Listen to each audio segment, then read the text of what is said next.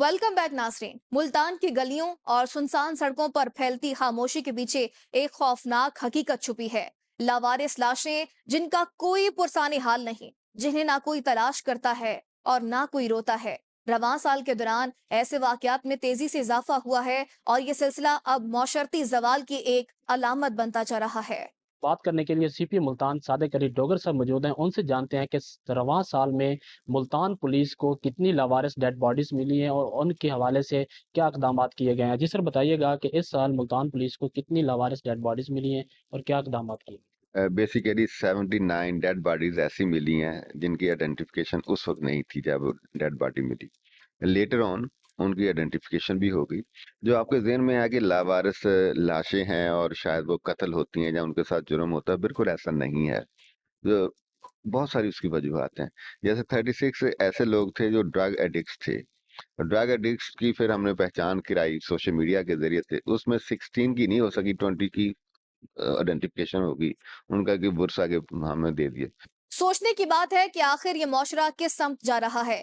ये लाशें सिर्फ मौत की दास्तान नहीं, बल्कि जिंदा इंसानों के मरने से पहले मर जाने का सबूत है। सवाल यह है कि आखिर कब तक हम इन मुस्लिमों को यूं ही बेयारो मददगार छोड़ते रहेंगे?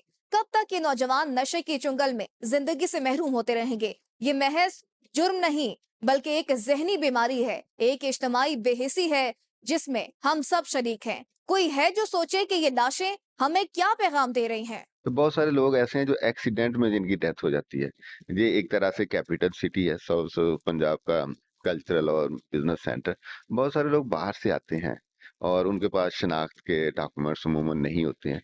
एक्सीडेंट्स में 16 लोगों की डेथ हुई, जिसमें से 4 लोगों की पहचान नहीं हो सकी। इस तरह बैगर्स मुख्तलिफ चौराहों पे बैठे होते हैं, नेचुरल डेथ हो जाती है। तो बैगर्स 2 हैं जिनकी पहचान नहीं हो सकी, बाकी 12 की पहचान हो गई है। और बहुत सारे एक इंतकाल चलती है कि जी एक डेड बॉडी मिली है। मुसाफिर, चलने वाले, यहाँ पे रहने वाले, उनकी नेचुरल डेथ भी होती हैं। नेचुरल डेथ में 16 थी, 16 में से 4 जो ऐसी हैं जो अभी तक आइडेंटिफाई नहीं हो सकी। अगर सवाल यहाँ खत्म नहीं होता, ये सिर्फ अदादोशुमार नहीं, ये वो दास्तानें हैं जिनके पीछे गुर्बत, नशे और बेरोजगारी जैसे अवामिल छुपे हैं। माहिरीन सेहत खबरदार कर रहे हैं कि नौजवान नस्ल में नशे की लत खतरनाक हद तक बढ़ चुकी है और ये मसला सिर्फ तिबी नहीं, बल्कि समाजी बुहरान में ढल चुका है। तो मेरी तमाम लोगों से दरख्वास्त कह लें, एक अपील है कि जब भी आप किसी जगह जाएं तो अपने आइडेंटिफिकेशन डॉक्यूमेंट साथ जरूर रखें। आपका आइडेंटिटी कार्ड हो, लाइसेंस हो, जहाँ किसी जानने वाले का टेलीफोन नंबर हो। अगर ये किसी के पास डॉक्यूमेंट नहीं भी है, एक पर्ची पे अपना एड्रेस लेके आ जाए, क्योंकि मौत का तो पता नहीं, किसी वक्त भी आ सकती है, एक्सीडेंट हो सकता है। तो ये मामला है। ये बढ़ती हुई लावारिस लाशें हमारे इदारे और समाज के लिए एक कड़ी वार्निंग है। अगर आज भी रियासत और मुआशरा आंखें बंद रखें, तो कल ये खामोश लाशें शोर मचाकर हमारे गिरबान पकड़ेंगी। क्या हमारे कानून नाफिज करने वाले इदारे इस संगीन मसले को महज फाइलों में दफन कर देंगे या कोई मौसर कदम उठाएंगे? और सबसे बढ़कर, क्या हम एक जिंदा मुआशरा बनने का हौसला रखते हैं या फिर यूं ही अपने गली कूचों में बिछी लाशों को देखते रहेंगे?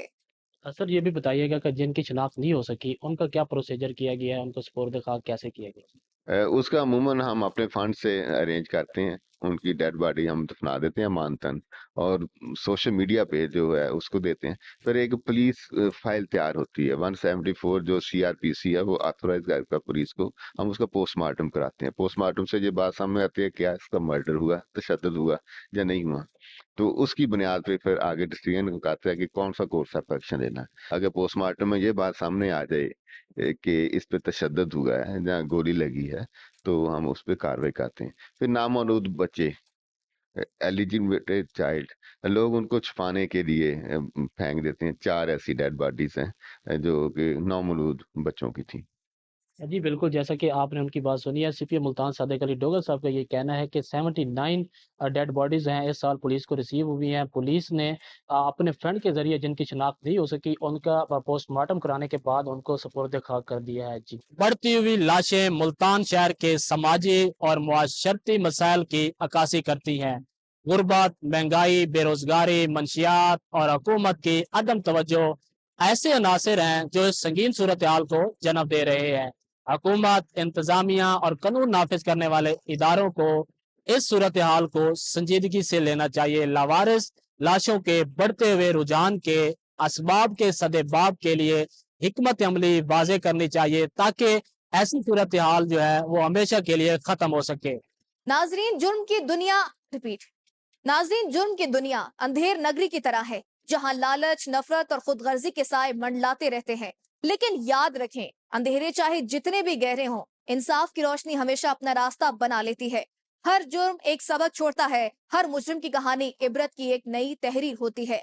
हमें चाहिए कि इन कहानियों से सीखें, खुद को और अपने मुआशरे को महफूज रखने के लिए कानून, अखलाकियात और इंसानियत की हदूद को ना सिर्फ पहचाने बल्कि उन पर अमल भी करे। ये थी आज की जुर्म कहानी, एक ऐसी दास्तान जो हकीकत पर मबनी थी, सबक आमोज भी और सनसनीखेज भी। अगली बार फिर हाजिर होंगे नई कहानियों के साथ, जहां जुर्म बेनकाब होगा और इंसाफ की गूंज सुनाई देगी। तब तक के लिए अपना और अपने इर्द गिर्द के लोगों का ख्याल रखिए। लाने के बाद